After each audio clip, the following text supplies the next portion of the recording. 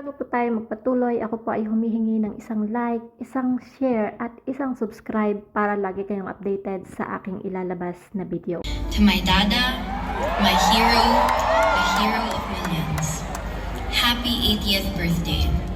Know that you will always have me, my love, my respect, my gratitude, and most importantly, my loyalty. I will never ever turn my back on you.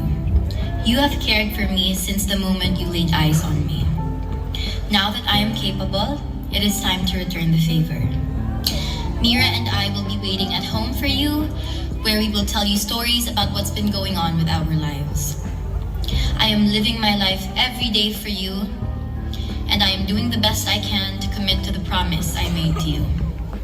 Da, kay baw ko nga nay gisumbong si Ate Inday nimo, pero ayaw kabalaka.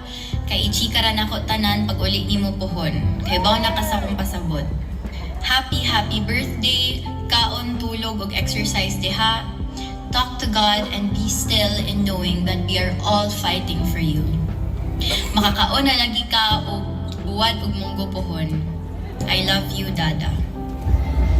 Sa mga kaigsunan kong Bisaya sa Pilipinas ug sa tibuok kalibutan, sa mga kababayan ko sa Pilipinas at sa buong mundo, Pakatan, Kataymanguran o Islam, maraming salamat po sa patuloy ninyong pagsuporta sa aming tatay na si Presidente Rudy Duterte.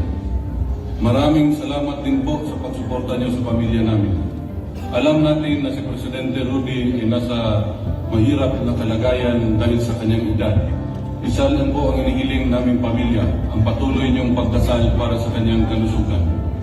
Maraming salamat po at tuloy po ang laban.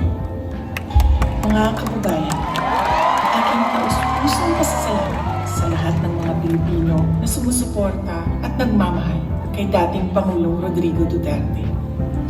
Sa mga kababayan natin sa Pilipinas, the Netherlands at iba't ibang panig ng mundo, napakalaking bagay para kay Pangulong Duterte ang pagtitipon ninyo para sa kanyang pag-uwi at kaarawan.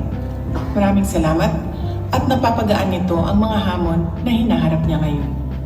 Alam din ni Pangulong Duterte na haharapin niya ang ICC na kasama ang lahat ng mga Pilipino sa iba't ibang panig ng mundo, lalo na ang mga kababayan natin sa Pilipinas.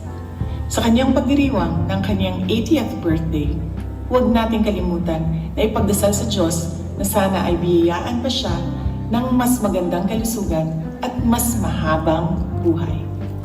Hilingin din natin sa Diyos na sana ay makauwi na agad si Pangulong Duterte sa Pilipinas. Ang ating mga pagtitipon ay nagpapatunay ng lakas, tapang at paninindigan ng mga Pilipino. Sana ay magpatuloy din ang inyong suporta at pagmamahal sa ating dating Pangulo hanggang sa darating na halalan ng ating mga senador. Sa inyong kaisong suporta o pag-ampo, kami nagasandig o naghinaot na atong makabot ang hustisya alang kang Rodrigo Duterte sa mga Pilipino ug sa atong nasod, Pilipinas. Syukran. Maghang salamat para sa mga mensahe gikan sa pamilya ni PRRD.